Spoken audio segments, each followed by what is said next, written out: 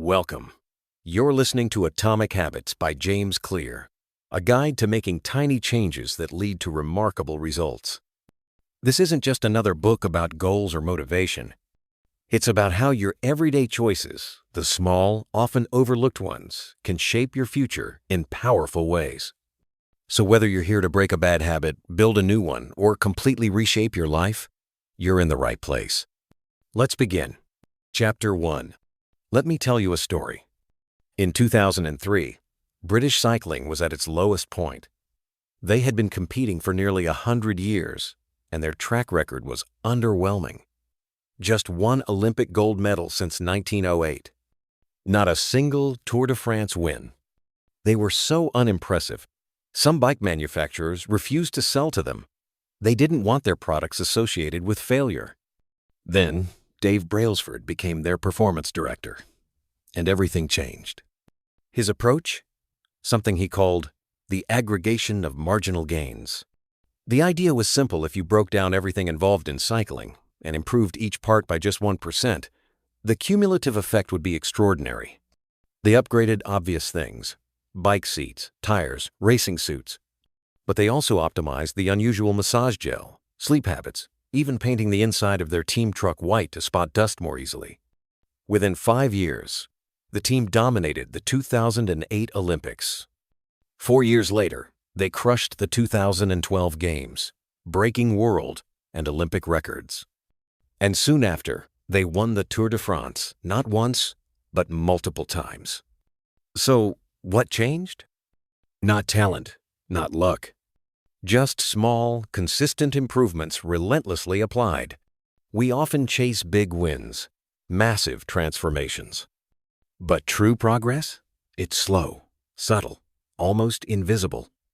If you improve by just 1% each day, you'll be 37 times better by the end of the year. But if you get just 1% worse each day, you'll end up close to zero. Tiny habits compound for better or worse. Just like money earns compound interest, your habits compound results. That's why a single decision to wake up early, to eat a healthy lunch, to journal for 5 minutes may seem small in the moment, but repeated over time, those choices define your future. Unfortunately, it works both ways. Skip a workout, let a day slide, order takeout again. It won't ruin you today, but string those together for weeks, months, years. The results will show. Imagine flying from Los Angeles to New York. If the pilot shifts the plane's nose by just 3.5 degrees, you don't land in New York. You land in Washington, D.C. That's the power of small changes. Your habits quietly, consistently shape your outcomes. So the question is, what direction are your habits taking you? Because success is not a goal. It's a system, a pattern. A process you live by one tiny decision at a time. In the next chapter, we'll go deeper not into what habits do, but into who they make you. Because the most powerful habits aren't the ones that change your behavior. They're the ones that change your identity. Let's continue.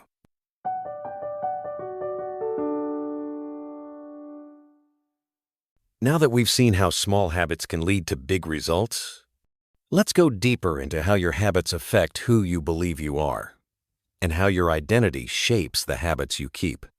Chapter 2. Why is it so easy to fall into bad habits, and so hard to stick to the good ones? You've probably experienced it. You decide to start something positive. Eating healthier, meditating, reading daily. You stay consistent for a while, maybe even a few weeks. Then, one slip. One skipped day, and suddenly, you're back where you started. Meanwhile, the bad habits sleeping in, scrolling endlessly, skipping the gym, seem to stick around with no effort at all. Why? It's not just about discipline, it's about identity. Here's the truth. Many people try to change the wrong way. They focus on outcomes. I want to lose weight. I want to write a book. I want to quit smoking. These are great goals, but goals alone don't create lasting change. You don't rise to the level of your goals. You fall to the level of your systems. And the deepest part of any system is identity. Imagine behavior change like peeling an onion. The outer layer is outcomes, the results. The middle layer is processes, the routines and habits. But at the core is identity, your beliefs about who you are. Most people try to change from the outside in. They focus on outcomes, then try to build habits to reach those outcomes, hoping their identity will eventually catch up. But the real transformation happens the other way around, from the inside out. Let's say you're trying to quit smoking. You get offered a cigarette. One person says, "No thanks, I'm trying to quit." Another says, "No thanks, I'm not a smoker." That second response is powerful. It's not just about behavior, it's about self-image. They're not resisting a cigarette, they're reaffirming their new identity. Want to change your life? Start by changing how you see yourself. You're not just trying to read more, you are a reader. You're not just trying to get in shape, you are someone who trains. You're not just writing, you are a writer. Every small action you take is a vote for the kind of person you want to become. You don't need perfection. You just need consistency. Cast enough votes, and your identity will shift. And when identity shifts, habits become easier. This is the feedback loop most people miss. Your habits shape your identity, and your identity reinforces your habits. When you believe something about yourself, even a little, you act in ways that confirm it. And each repeated action strengthens that belief. You start to say things like, "I'm not the kind of person who skips workouts. I'm someone who always finishes what I start. I don't miss 2 days in a row." It becomes automatic not because you force it, but because it feels like you. That's the ultimate goal. Not just to change what you do, but to change who you are becoming. Now that we understand how identity fuels behavior, it's time to get practical. In the next chapter, we'll break down exactly how habits are formed, the science behind every cue, craving, response, and reward. Because once you know the formula, you can start rewriting the pattern. Let's move on.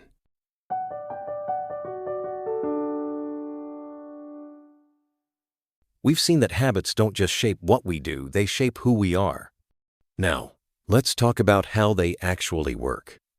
Because when you understand the system, you can start to master it. Chapter 3. Every habit you have, good or bad, follows the same pattern. Cue. Craving. Response. Reward. This is the backbone of every behavior you repeat. It's called the habit loop, and it's the reason you automatically reach for your phone, go for that snack, or check your email without thinking. Let's break it down. It starts with the cue, a trigger that tells your brain to begin a behavior. It could be a location, a time of day, an emotional state, or even another habit. For example, walking into the kitchen might cue a desire to snack. Hearing your phone buzz triggers the urge to check your messages. Next comes the craving, the motivational force behind every habit.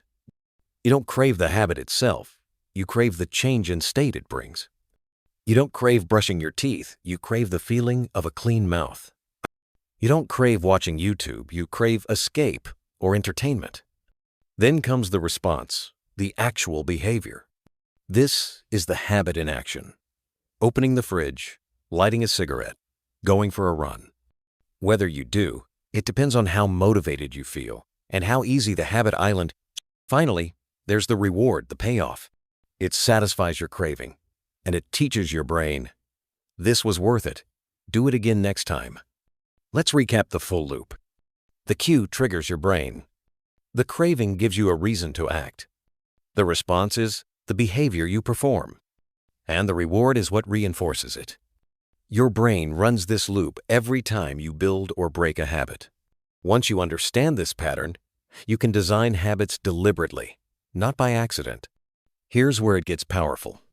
James Clear calls it the 4 laws of behavior change. Each one corresponds to a step in the habit loop and gives you a way to tweak it. Want to build a good habit? Use these. Make it obvious. Cue. Make it attractive. Craving. Make it easy. Response. Make it satisfying. Reward. Want to break a bad habit? Invert the laws. Make it invisible. Make it unattractive. Make it difficult. Make it unsatisfying. That's it. 4 steps. A universal formula for behavior change. This framework works no matter what you're trying to do. Eat healthier, write more, quit social media, meditate daily, you name it. It's not about motivation. It's about making the right behavior the path of least resistance.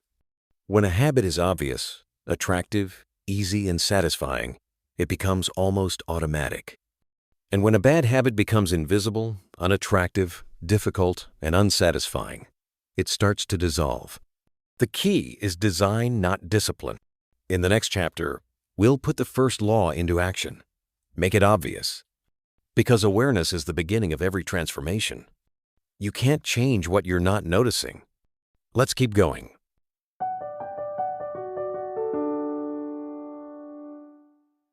Now that we understand the habit loop and the 4 laws of behavior change, it is time to focus on the first one. Make it obvious. Because the first step to changing a habit is learning how to recognize it. Chapter 4. A nurse once brought her father to the hospital. She had seen him every day, but on this visit, something felt off. There were no dramatic symptoms, no pain, no emergency, but she looked at him and said, "Something is wrong. He does not look right." The doctors checked him. The tests looked normal. Everything seemed fine. But she insisted. She had a feeling. She could not explain it. But something in her experience told her that this was not normal. A few hours later, things changed. He took a sudden turn for the worse. Emergency surgery revealed a life-threatening condition. If they had waited, it might have been too late. How did she know? She was not doing a diagnosis in her head. She was not calculating anything. She had seen thousands of patients before, and her brain had learned the patterns. Without even realizing it, she could sense that something was different. This is what habits are like. They often begin without you thinking. They start with a cue. Something your brain recognizes. A trigger that tells your body to act. And before you can control it, the habit has already started. The first step in changing your habits is awareness. You cannot change a habit you do not even notice. That is why James Clear suggests using something called a habit scorecard. It is simple. You write down the habits you follow each day, and you label each one. You do not judge them, you just observe. You mark each habit as good, bad, or neutral. You wake up, that is neutral. You check your phone, that might be a bad habit. You drink a glass of water, that is a good habit. You skip breakfast, that might be a bad one. You go for a short walk, that is a good one. You are not blaming yourself, you are just becoming aware. Because when you see the pattern, you can start to shift it. Maybe you check your phone every morning before even getting out of bed. Maybe you scroll for 30 minutes after lunch every day. These are the invisible habits that run your life. Once you see them, you can decide whether to keep them or change them. The next step is to make the new habit obvious. One method is called an implementation intention. Instead of saying, "I want to work out more," you create a clear plan. You say, "I will do this habit at this time, in this place." For example, I will stretch for 5 minutes right after I wake up in my bedroom. Or I will read 1 page after I eat lunch while sitting at the table. The more specific your plan, the more likely it is to happen. Another method is called habit stacking. You take a habit you already do, and you connect a new habit to it. Like this. After I brush my teeth, I will write 1 line in my journal. After I pour my coffee, I will plan my top task for the day. After I take off my shoes, I will do 10 squats. By connecting a new habit to an old one, you make it obvious. You make it natural. Your brain already expects the first habit. Now it learns to expect the second one too. When you make a habit obvious, you remove friction. You make it easier to start. And once a habit begins, it is easier to keep going. That is why the first law of behavior change is to make it obvious. Because habits thrive on visibility. When the cue is clear, the behavior follows. Now that we understand how to see our habits clearly, it is time to make them more appealing. Because when a habit feels good before it even begins, you are more likely to stick with it. In the next chapter, we will learn how to make habits attractive. Let us continue.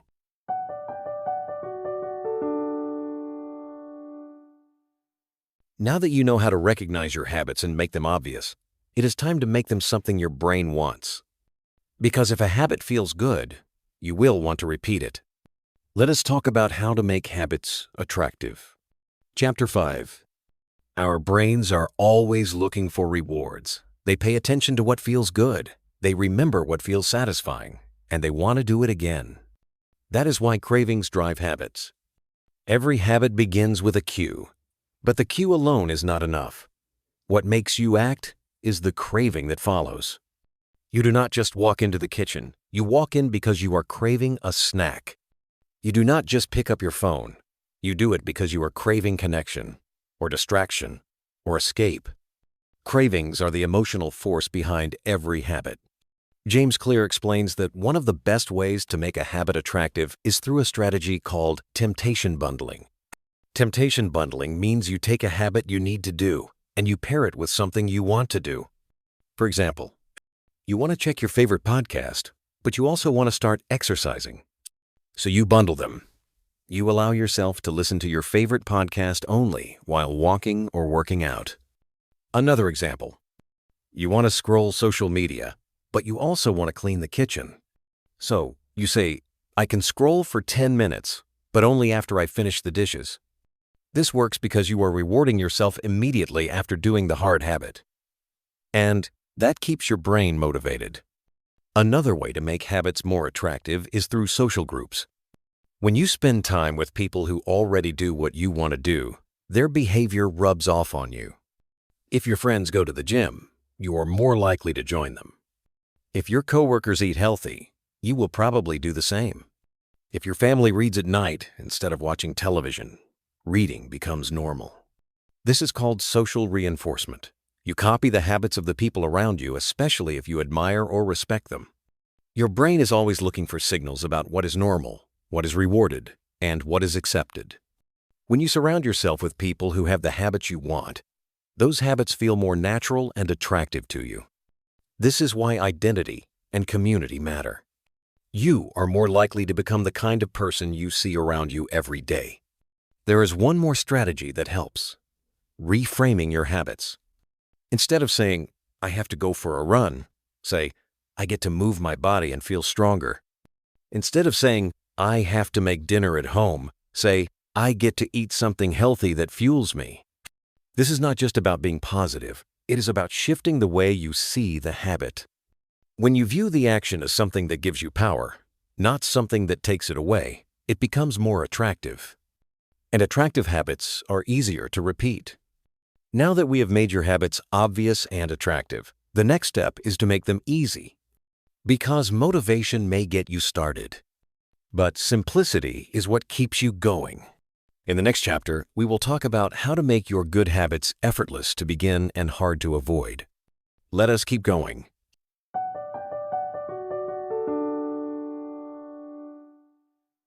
So far, you have learned how to make your habits obvious and attractive. But there is another force shaping your behavior every single day. It is not willpower. It is not motivation. It is your environment. Let us explore how powerful your surroundings really are. Chapter 6. In 1936, a psychologist named Kurt Lewin wrote something simple but profound. Behavior is a function of the person and their environment. In other words, it is not just who you are. It is where you are. Your habits are shaped not just by your goals, but by the cues around you. And most of those cues come from your space, your environment. Let me explain. You walk into the kitchen and see a bowl of candy on the counter. Even if you are not hungry, you might take one. Why? Because the cue is right in front of you. The trigger is visible, easy, obvious. Now imagine that same candy is hidden in a drawer. You might not even think about it. Out of sight becomes out of mind. This is how your environment nudges you quietly, but powerfully. We like to believe we make choices based on willpower, but often we are simply responding to what is right in front of us. If your phone is next to your bed, you will reach for it first thing in the morning. If your remote control is on the couch, television becomes the default. If your workspace is cluttered, focus becomes harder. Change the environment, and you change the habit. James Clear recommends something simple. Design your environment for the habit you want. Want to eat healthier? Leave fruit on the table, not chips. Want to read more? Leave a book on your pillow each morning. Want to play guitar? Keep it out of the closet and in plain sight. The best way to make a habit obvious is to make the cue visible. Let your space remind you of the person you want to become. You can also use environment to stop bad habits. If you want to watch less television, unplug it at night. If you want to check your phone less, put it in another room. If you want to waste less time online, log out of your accounts and remove shortcuts. These changes might seem small, but they interrupt the cue. No cue, no craving, no habit. We often underestimate how much our surroundings shape us, but they are always whispering in the background, always nudging us toward certain behaviors and away from others. Motivation is short-term. Environment is constant. When in doubt, do not push harder. Set up your space to pull you in the right direction. Next, we will take this even further. Now that your habits are obvious and attractive, we will make them easy. In the next chapter, you will learn why the best habits are the ones that take the least effort to start and how to make good habits so easy you cannot ignore them. Let us continue.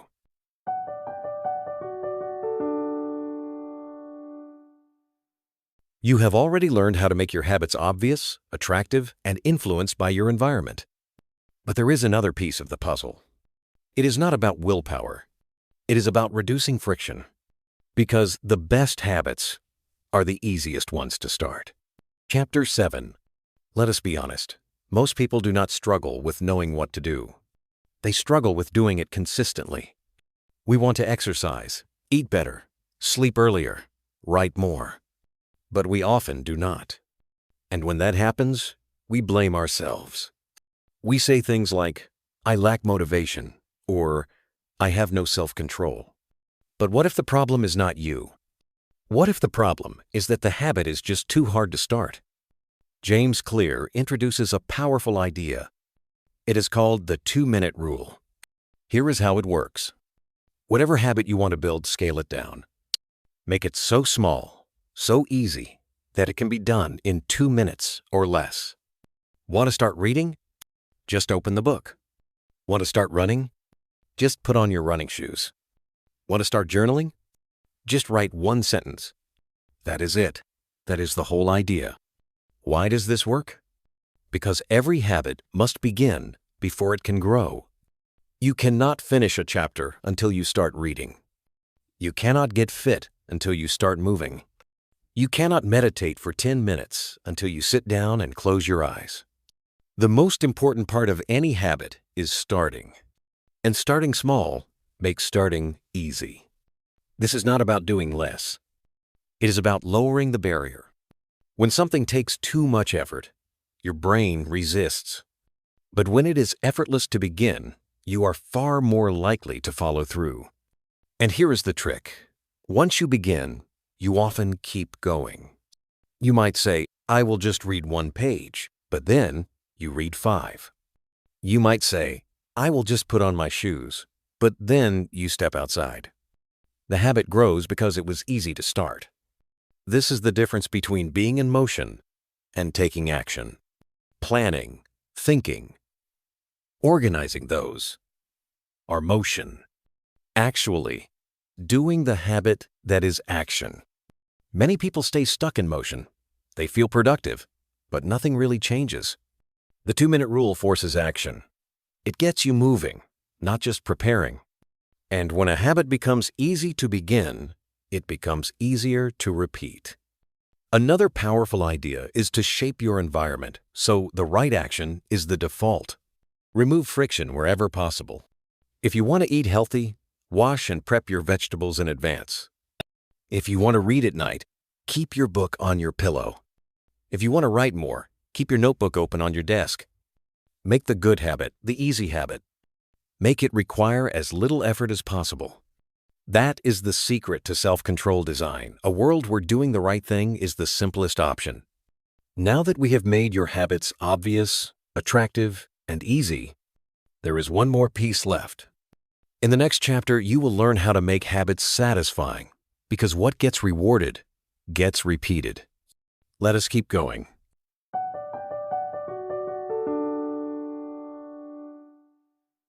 You have made your habits obvious, attractive, and easy.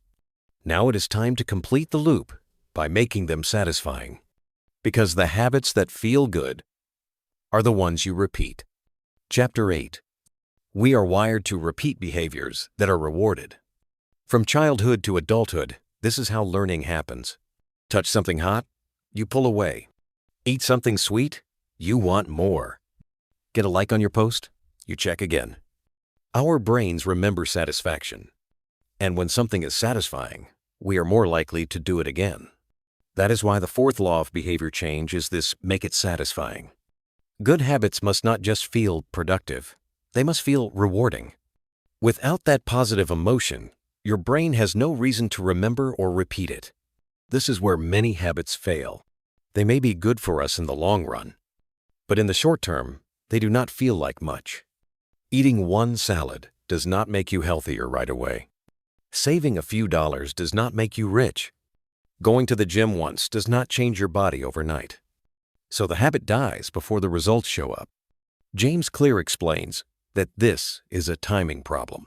Bad habits often feel good immediately, but are harmful later. Good habits often feel neutral or uncomfortable now, but rewarding in the future. Your brain is wired to prefer immediate rewards. That is how humans survived. We did not evolve to make long-term plans. We evolved to act on what feels good right now. That means we must bring some satisfaction into the present moment, or the habit will not last. So how do you do it? You create instant rewards, small positive feelings you connect to the habit. You check off a box. You track your streak. You mark your progress. Even a tiny visual sign of success makes the habit more satisfying. For example, put an X on a calendar every time you complete your habit. Use a habit tracker app to watch your consistency grow. Drop $1 in a jar after every workout. These small rewards tell your brain, yes, that felt good. Do it again. Over time, the habit itself becomes the reward. But in the beginning, your brain needs encouragement. You can also use accountability as a reward.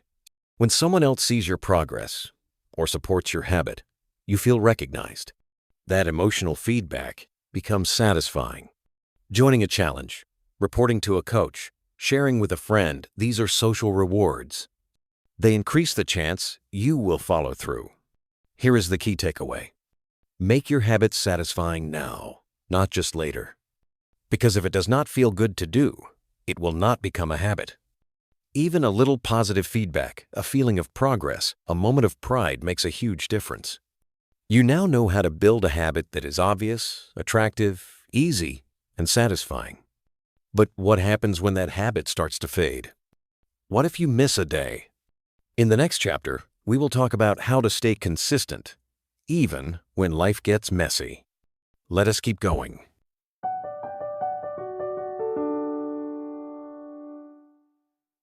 Now that you understand how powerful your social environment can be, it is time to look at something more personal. The bad habits that hold you back, and where they really come from. Chapter 10. Every behavior has a reason. You may not always like the reason. You may not even be aware of it. But habits, good or bad, are solutions to problems. Let me explain. You feel stressed, so you scroll your phone. You feel anxious, so you bite your nails. You feel lonely, so you open your favorite app or reach for comfort food. In each case, the habit is not random. It is your brain's way of solving a problem, of easing a feeling, of coping with a need. James Clear reminds us, every habit is a response to a craving, and cravings come from emotion. That means the real cause of a bad habit is often emotional discomfort. So instead of asking, why do I do this? Try asking, what emotion am I trying to avoid? That question opens the door to awareness. Most people try to fix habits, by focusing on the behavior. They say, "I need to stop smoking," or "I need to quit biting my nails." But if you ignore the emotion behind the habit, you are only treating the symptom, not the cause. Want to break a habit? Start by noticing the feeling that comes before the habit. What are you really escaping? What are you soothing? What are you trying to change? The next step is to create an alternative response. You cannot erase an old habit, but you can replace it. If stress makes you scroll, try stretching instead. If boredom leads to junk food, try stepping outside for fresh air. If anxiety makes you fidget, try breathing deeply or journaling one sentence. Your brain still needs a solution. You are just giving it a healthier one. And most importantly, make the new habit easy and satisfying. The more accessible it is, the more likely it will take hold. You are not just fighting a bad habit. You are teaching your brain a better way to meet its needs. That is how lasting change begins. In the next chapter, we will look at the real key to mastering your habits. Not intensity, but consistency. Because true change does not come from one big move. It comes from showing up over and over again. Let us keep going.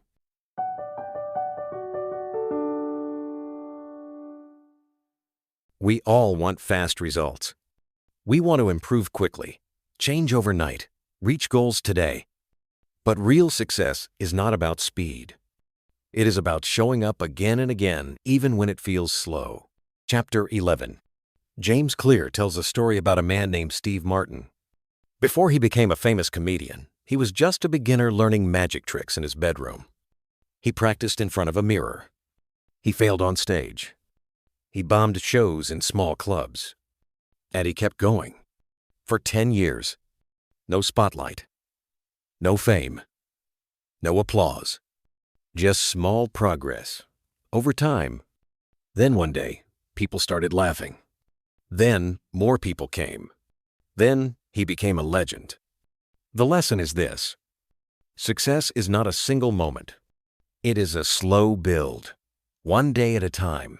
Too often, we want to sprint. We chase quick wins. We give up when we do not see results. But habits are not about intensity. They are about consistency. Doing one push-up a day will not transform your body. But doing one every day for 1 year just might change your life.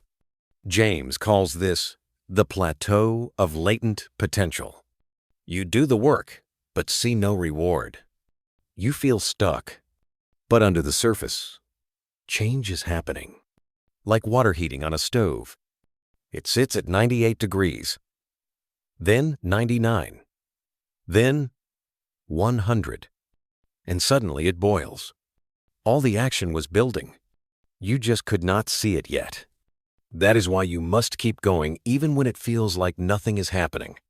Forget perfection. Focus on showing up. You do not need to be amazing today. You just need to not quit. This is the core of habit mastery. Not massive change, but steady, reliable progress. Walk slowly, but never backward. In the next chapter, we will explore how to track your habits, build momentum, and make sure you never miss twice. Let us move forward.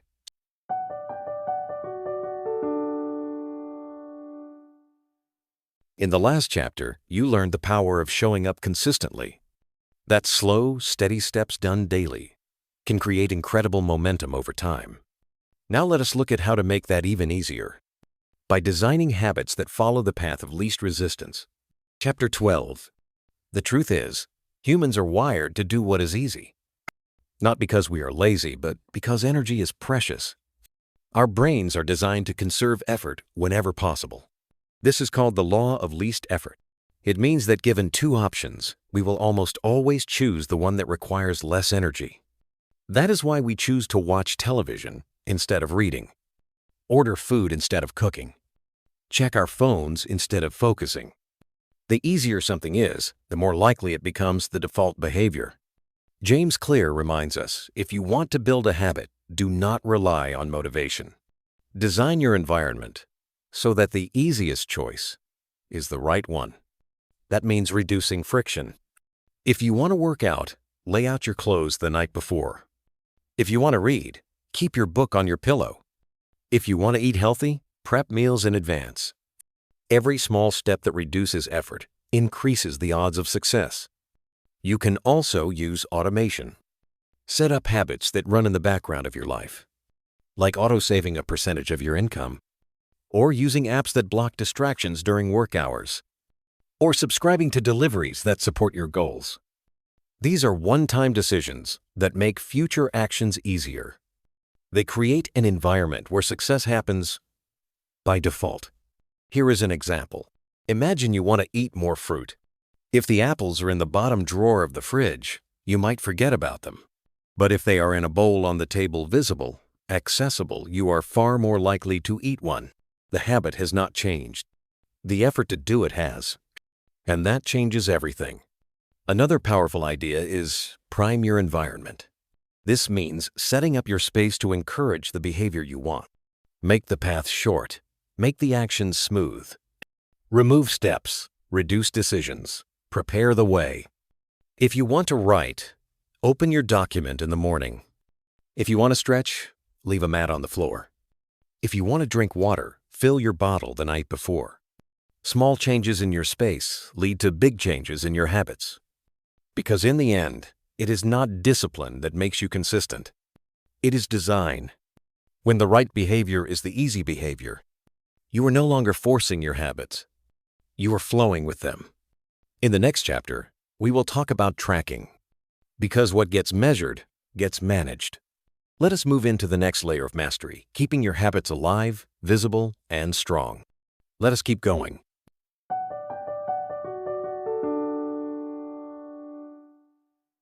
Your habits are now simple. They are satisfying. They follow the path of least resistance. But there is one more ingredient that keeps them alive, and that is tracking. Let us talk about how to stay consistent without burning out. Chapter 13. It is easy to start a habit, but staying with it, that is the challenge. You miss a day, you get busy, life gets in the way, and before you know it, your habit is gone. This is where habit tracking becomes a secret weapon. Habit tracking is simple. You keep a visual record of your behavior. You check off a box, mark a calendar, fill in a square. Each mark becomes a signal that says, I am doing this. I am still showing up. Why does this work? Because tracking makes your habits obvious. You can see your progress. You can feel momentum. And your brain craves that sense of completion. James Clear explains that the act of tracking, even if it is small, makes the habit feel more rewarding. It turns something invisible into something real. Let us say you are trying to meditate daily. You write an X on the calendar every time you do it. After a few days, you see a chain forming. 1X, then 2, then 5, then 10. Now, you do not want to break the chain. You want to keep it going. This is called the streak effect. It is not just about doing the habit. It is about protecting the pattern you have created. But here is the key. James Clear says, never miss twice. Missing one day is a mistake. Missing 2 days becomes a new habit. Life will get in the way sometimes. That is normal. But the rule is simple. Get back on track the next day. If you miss one workout, show up tomorrow. If you break your reading streak, pick up the book again. If you forget to stretch, stretch right now. Do not let a small miss become a total reset. There is another benefit to tracking. It gives you feedback. You can see where you are strong and where you tend to fall off. You might notice that you skip your habit on weekends, or that your streak always breaks around the 10th day. Now you have data, and data brings insight.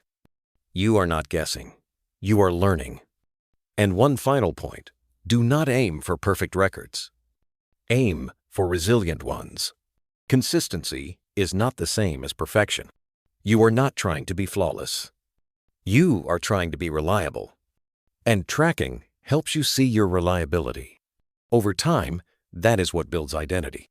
Not just I did this once, but I keep doing this even when it is hard. You have now learned how to create habits and how to keep them alive. But what if you want to take it further? In the next chapter, we will talk about how to scale your habits and avoid the trap of stagnation. Let us keep moving.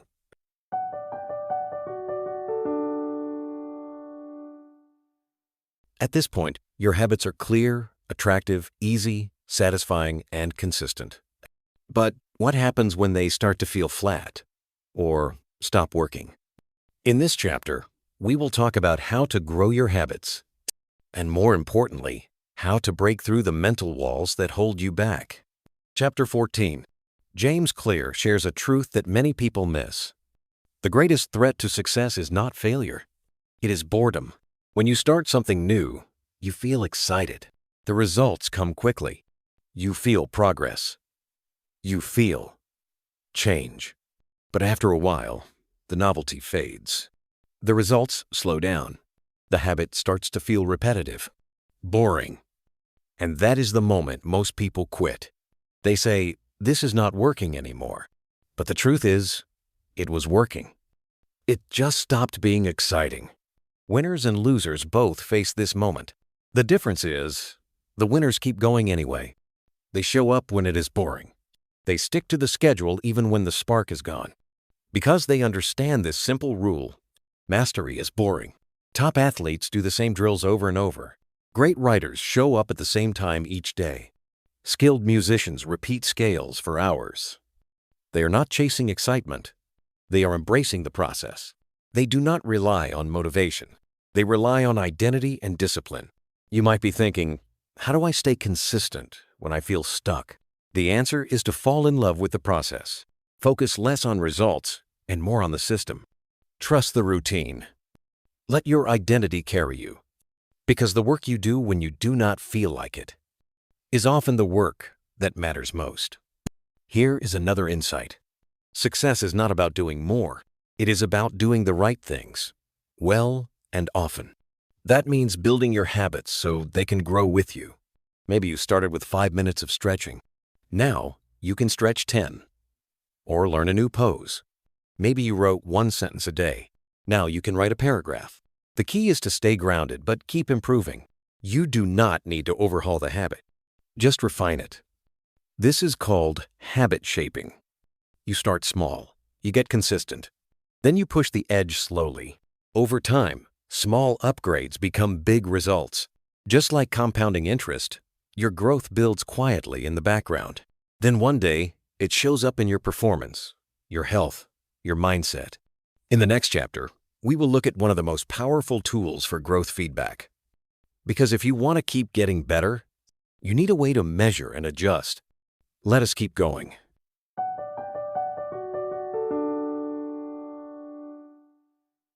By now, you know how to create and maintain habits.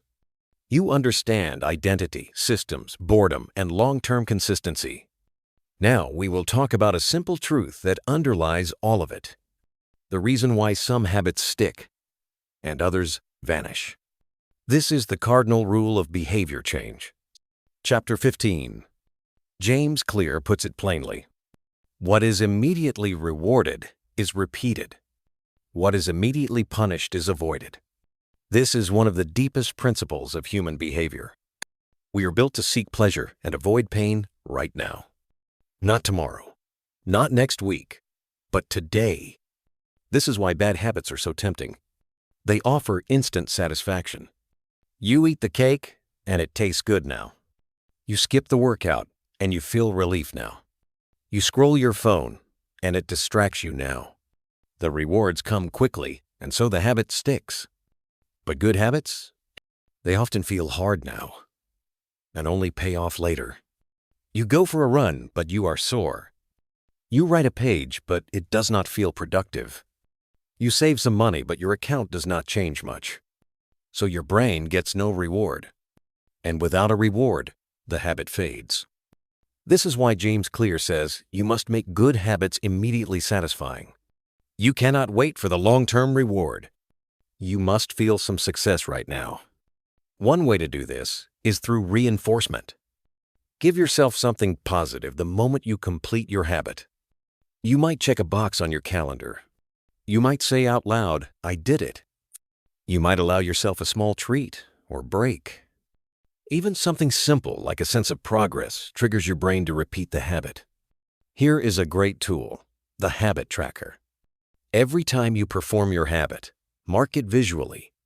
You build a streak, you see progress, you stay motivated. That little hit of satisfaction helps lock in the behavior. And over time, your brain begins to associate the habit itself with success. James shares another idea. Use accountability. When someone else sees your progress and expects it, you feel more driven to keep going. This is why workout partners, writing groups, and coaching calls work. They create immediate consequences. You either show up or someone notices that you did not. And that adds power to your habit. Eventually, your goal is this. The habit becomes the reward. You enjoy the act of writing. You enjoy the feeling after stretching.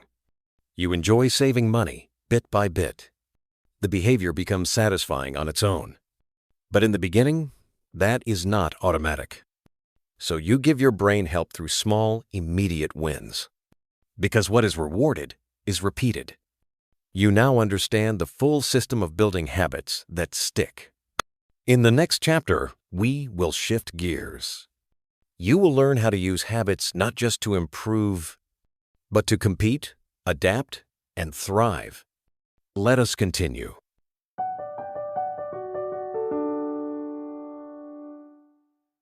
You have built strong habits. You have created rewards, removed friction, and stayed consistent.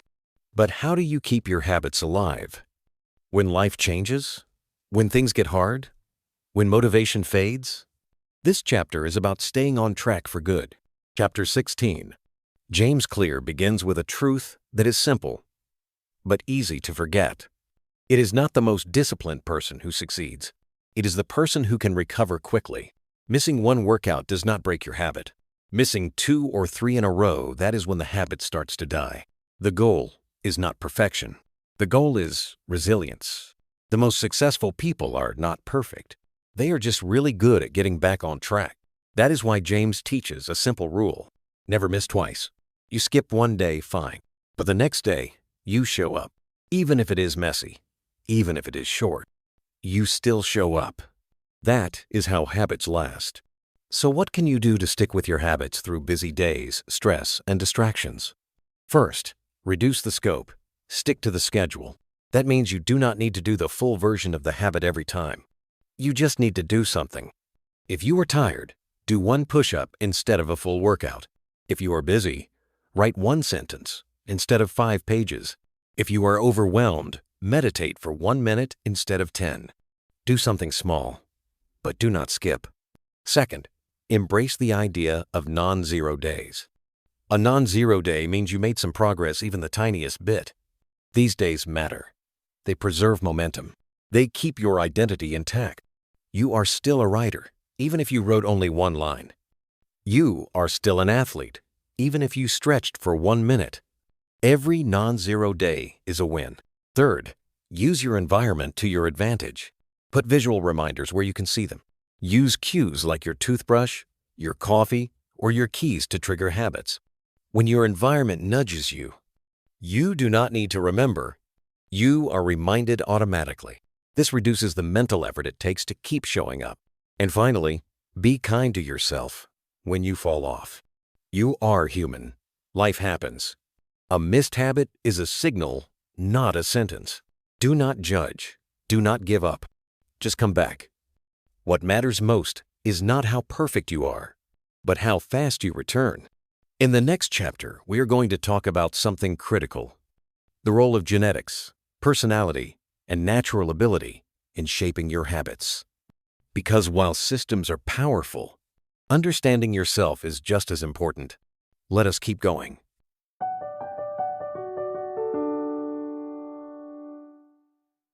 You have now built a habit system that is strong, flexible, and consistent. But there is one more question to ask. How much of your success comes from effort and how much comes from your natural wiring. Let us explore the influence of genetics and personality on your habits. Chapter 17. James Clear begins this chapter with an important point. Genes do not determine your destiny, but they do influence what you are naturally drawn to and what you find difficult. You can think of your genetics as the starting line, your potential, your base settings. They shape how tall you are, how fast you learn, how much you enjoy risk or routine. They affect your preferences, your strengths, and even your weaknesses. So when it comes to building habits, one of the smartest things you can do is this. Work with your nature, not against it. Let us say you are naturally social, then group workouts might work better than solo routines. If you are analytical, journaling or data tracking might feel rewarding. If you like solitude, quiet study sessions could be more sustainable than crowded classrooms. The key is to choose habits that fit your personality, because the habits that feel natural are the ones you are more likely to stick with. This is why self-awareness matters. You do not need to change who you are. You need to understand who you are and build habits that match. That is how effort becomes efficiency. James Clear uses the phrase choice of game. The people who succeed long-term do not force themselves to win in someone else's game. They pick a game where their natural skills give them an edge. You might not be built for sprinting, but you might thrive in endurance running. You might not enjoy small talk, but you might be a great writer or researcher. Find the version of the habit that suits you. That also means being honest about what does not work. If a habit keeps failing over and over, maybe it is not a lack of motivation. Maybe it is a bad fit. Try a different style. Try a different time of day. Try a different pace or format. The system is flexible. You can shape it around your strengths. One helpful framework is to look at your personality traits. Are you more open or more cautious? Are you energized by people or solitude? Do you thrive on routine or variety? You do not need to label yourself forever, but understanding your tendencies can guide your habits. Here is the real insight. Success comes easier when your habits align with your nature. It does not mean you avoid challenge. It means you set yourself up to win. You are not trying to become someone else. You are trying to become the best version of you. In the next chapter, we will build on this even further. Now that you understand your natural strengths, you will learn how to compete and win without burning out. Let us keep going.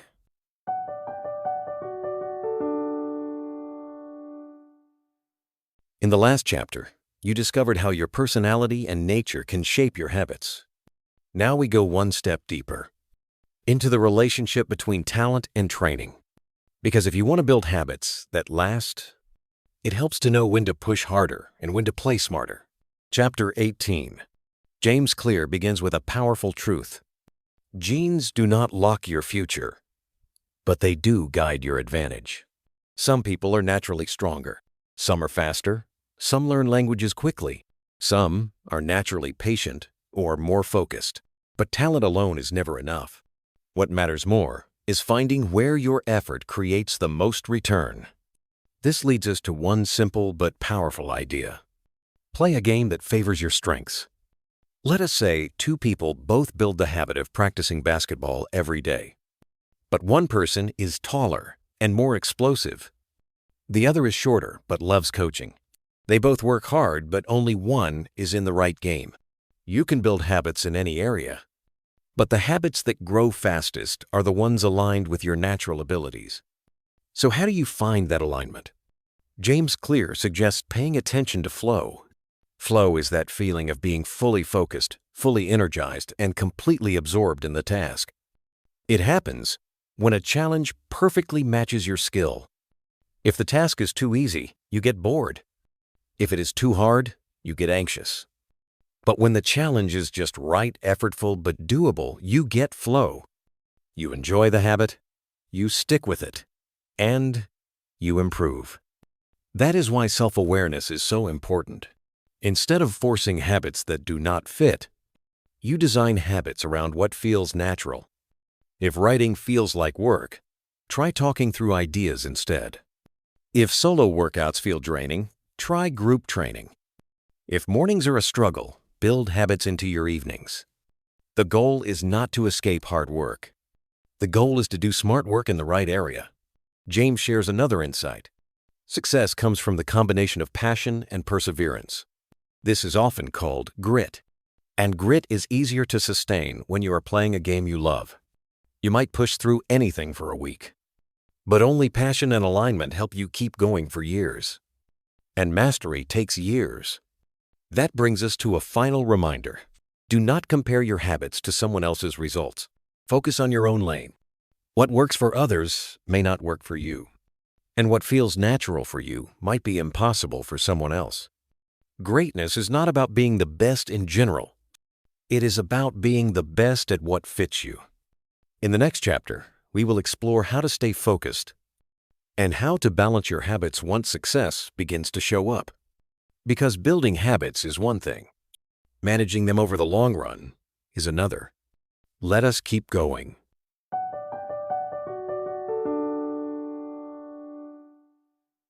You now know how to build strong habits that align with your personality, your strengths, and your goals. But even with all of that, there is one final challenge. How do you stay motivated over the long run? How do you keep showing up year after year? Let us explore a rule that high performers use, the Goldilocks Rule. Chapter 19. The Goldilocks Rule is simple. Humans experience peak motivation when working on a task that is just right. Not too easy, not too hard. Just like the famous story of Goldilocks and the 3 bowls of porridge. You want your challenge to be just enough. If something is too easy, you get bored. If it is too hard, you feel discouraged. But when it is in that perfect middle zone, you stay focused and you grow. Let us say you are learning to play piano. If all you do is repeat the same simple notes, you get restless. But if you try to jump straight into a difficult piece, you might give up. The sweet spot is learning one new section, one new chord, just beyond what you already know. That is where motivation lives. James Clear calls this space the optimal zone of difficulty. And it is where the best performers in the world spend most of their time. Top athletes train with just enough pressure to stretch themselves. Great artists take on projects that challenge their creativity, but do not overwhelm it. Strong leaders take on new responsibilities they feel slightly underprepared for and grow into them.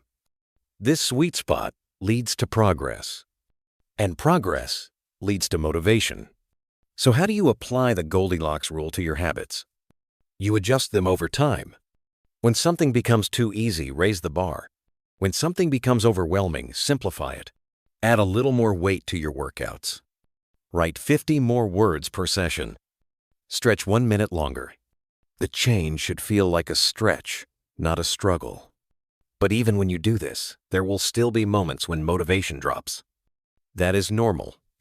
And that is why the most important thing is to keep showing up.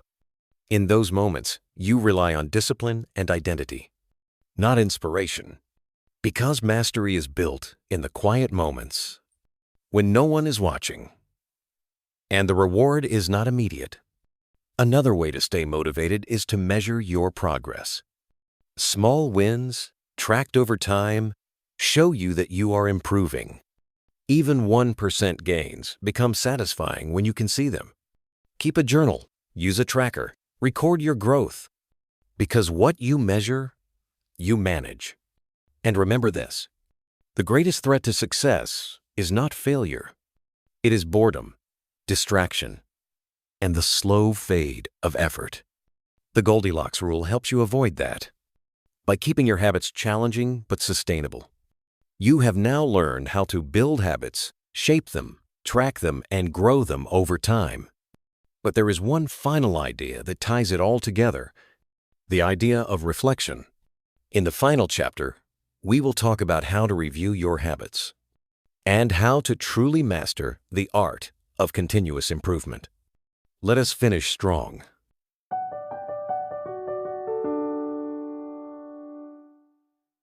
You have come a long way.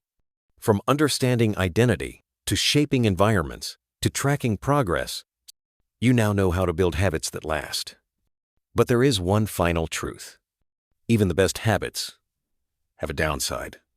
Let us explore it and how to grow beyond it. Final chapter. Habits are powerful. They help you save energy. They keep you consistent. But they also come with a quiet risk. That risk is called automatic living. When something becomes easy, it becomes unconscious. And when it is unconscious, you stop paying attention. This is how people fall into ruts. They go through the motions. They stop reflecting. They stop improving. The very habit that once helped them grow becomes a ceiling. James Clear reminds us the purpose of habits is not just to do the same thing over and over. It is to free your mind so you can focus on something even higher. Habits should not be an endpoint. They should be a platform, a place to launch your next level. That is why you must build in moments of reflection. Ask yourself, is this still working? Am I still growing? Is this habit serving my future or just repeating my past? These questions help you break through plateaus. They help you avoid the trap of mindless repetition. They help you stay awake. Another tool James recommends is a habit review. This could be weekly, monthly, or even yearly. You ask, what worked? What did not? What needs adjusting? By doing this, you keep your habits aligned with your goals. You stay intentional. You stay in control. Because mastery is not a destination. It is a system, a cycle, a rhythm. And here is the most powerful idea to close with. Small changes compound into massive results. You may not notice the difference right away, but every good habit, done with care and consistency, builds a new identity. You are not just changing what you do. You are changing who you are. That is the true power of atomic habits. This brings us to the end of Atomic Habits by James Clear.